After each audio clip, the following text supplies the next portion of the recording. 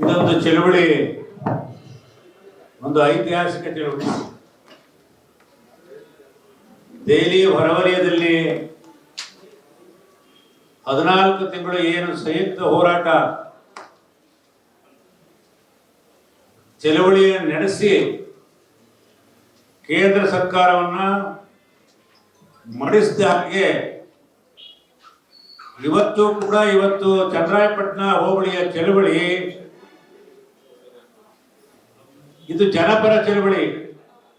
ನಮಗೆ ಗೊತ್ತಿದೆಯಲ್ಲೋ, ಇಲ್ಲಿ ಮುಖ್ಯಮಂತ್ರಿಗಳು ಸರ್ಕಾರದ ಜಯ ಅಂದಾಗ ಮುಖ್ಯಮಂತ್ರಿಗಳೇ ಹೇಳಿದ್ರು ಇದು ನಿಮ್ಮ ಜಯ, ಚಳುವಳಿಗಳ ಜಯ ಅಂತ ಹೇಳಿ ಮುಖ್ಯಮಂತ್ರಿಗಳೇ ಹೇಳಿದ್ರು. ಇವತ್ತಿನ ಸಭೆ ಒಳಗಡೆ ಅದನ್ನ ಜ್ಞಾಪಕದಲ್ಲಿ ಇಟ್ಕೊಳ್ರಿ. ಮತ್ತೆ ವಿಶಾಲವಾಗಿ ಹೇಳಿದ್ರು,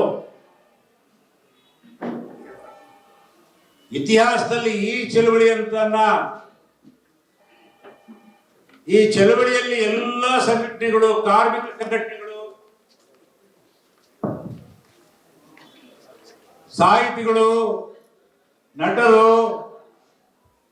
ದಲಿತ ಪರ ಸಂಘಟನೆಗಳು, ಮಾಧ್ಯಮಗಳು, ಹೀಗೆ ಎಲ್ಲರನ್ನು ಒಳಗೊಂಡಂತ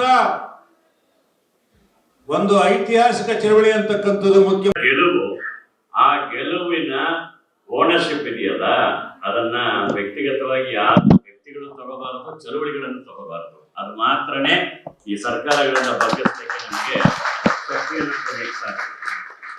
ಈ ಪ್ರಯೋಗ ಏನಿದೆ, ಕರ್ನಾಟಕ ರಾಜ್ಯದಲ್ಲಿ ನಾವು ಮಾಡಿದಂತಹ ಪ್ರಯೋಗ, ಸಂಯುಕ್ತ ಹೋರಾಟ ಅನ್ನುವಂತಹ ಪ್ರಯೋಗ ದೇಶದ ಗಮನ ಸೆಳೆದಿದೆ.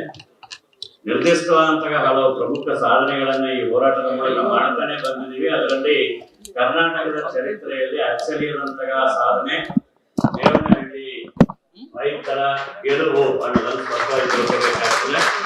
ಮುಖ್ಯಮಂತ್ರಿಗಳು ಅನಿವಾರ್ಯವಾಗಿ ಅದನ್ನು ಹೇಳಿದ್ರು, ಚಾರಿತ್ರಿಕ ಹೋರಾಟ ಅಂತ.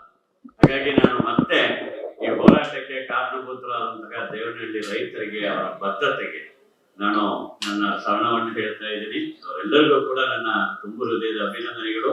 ಈ ಐಕ್ಯತೆಯನ್ನು ಮುಂದುವರಿಸೋಣ, ಮತ್ತಷ್ಟು ಜನಪರ ಚಳವಳಿಗಳನ್ನ ಕಟ್ಟಿಗೊಳಿಸೋಣ. ಎಲ್ಲರಿಗೂ ಧನ್ಯವಾದಗಳು.